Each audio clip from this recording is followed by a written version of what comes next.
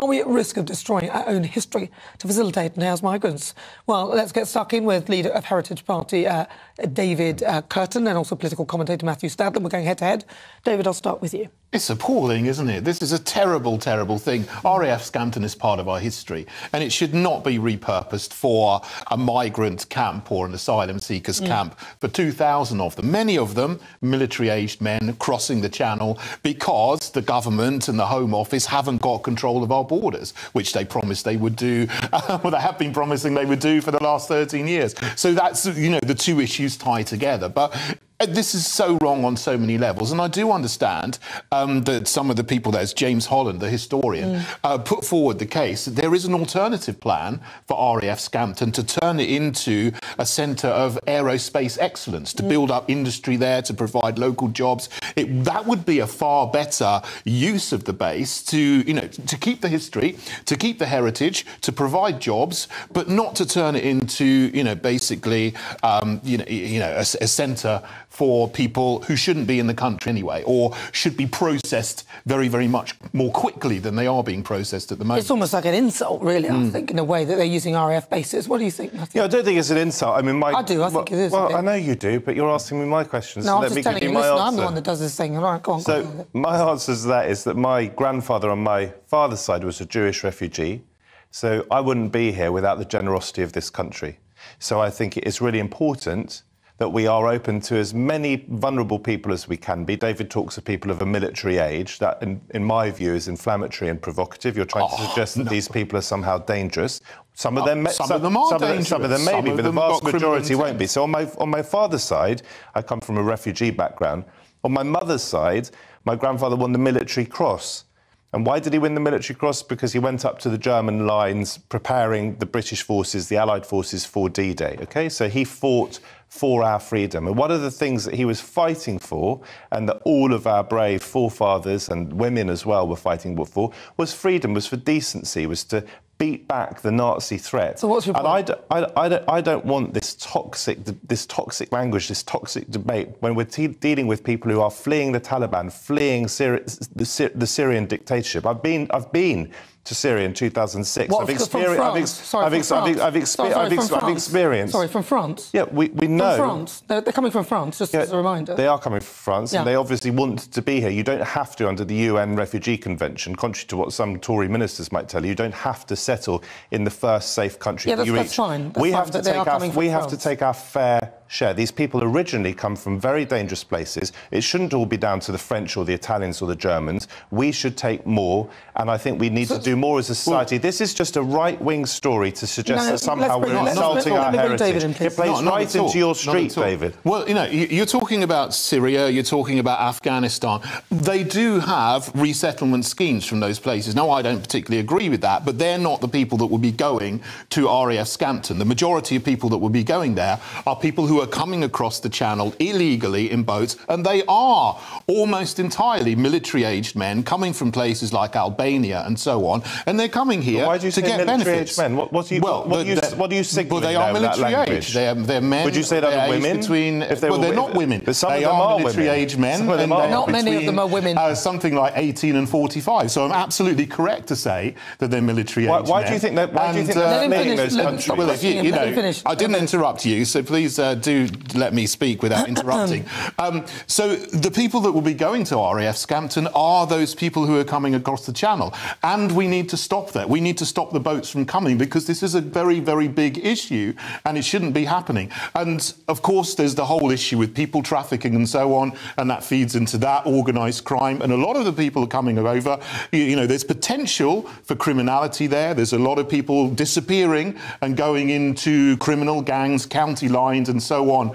This country just simply does not have the space to house hundreds of thousands of asylum seekers every year. It's a completely different situation to the situation immediately after the Second World War. So we need to get a grip of our borders. We need to push the boats back to France, and we need to be processing the asylum seekers far more quickly. What's the difference?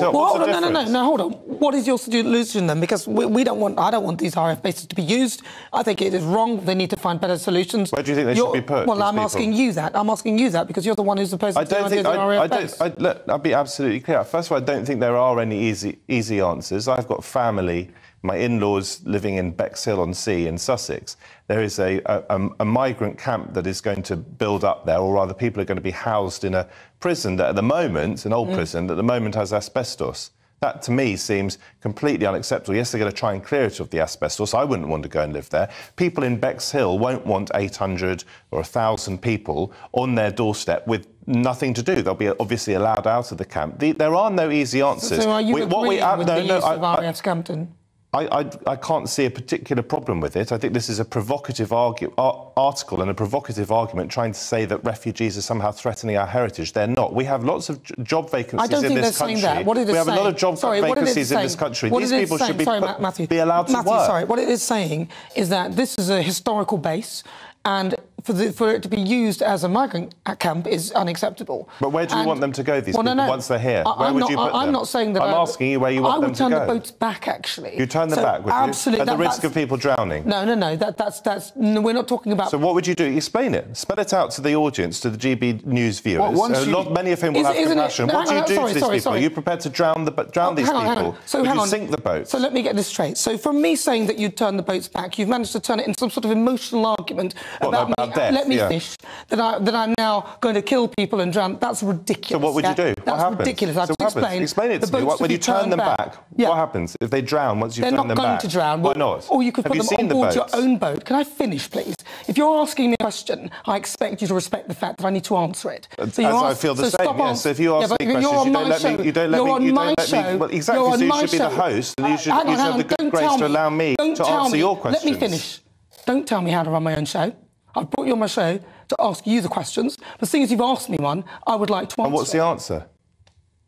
In a minute. I won't tolerate that on my show, mate. I'm going to be cancelled. In a minute. No, you won't be cancelled. But if you carry on like that, this will not work. It's a debate, and you allow the other person to finish speaking. And you interrupt me the whole time. But go on, my show. Give me your answer. It is my job to host the show. Yes, it is your job to allow me to answer the questions that you ask me as well. If I want to interrupt you to bring in another guest or to ask you a question, I will do that. Well, it's rude, but go on. It's not rude. It is. You're being rude because I've invited you on my show to have a decent discussion. If you invite someone on your show, then you've got to allow them to answer your questions. Well, you've asked me a question. Yes, and what's the answer? Well, why don't you let me answer it? I'm waiting to hear the answer. Here we go. You're going to interrupt. Go on. OK, so as I explained very clearly, we would turn the boats back. That's how I would do it. Try not to interject in the middle. Yeah?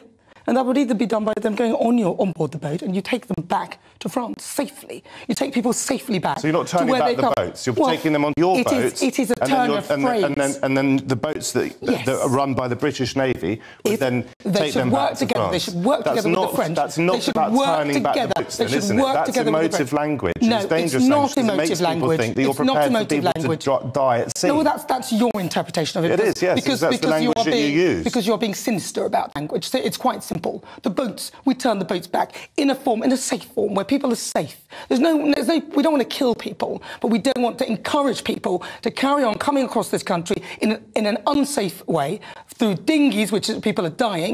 You are effectively supporting people smuggling and trafficking, and I think you're making an allegation. You're telling me to do something. I'm not doing anything. Australia very successfully turned back all the boats that come into Australia with a scheme that was safe and it was effective. They had a place they could send them to. Greece turns the boats back to Turkey now. There's no reason why Britain can't safely turn the boats back. It's only an ideological argument that then sort of says, oh, that's inflammatory language. It's not. We need to control our borders because there simply isn't the space and the resources to house hundreds of thousands of military-age men in this country. And people like Matthew would like to carry on with the illegal people smuggling gangs. That's absolutely nonsense. People are dying. That's a lie. That's a lie. Is GB News on TV online.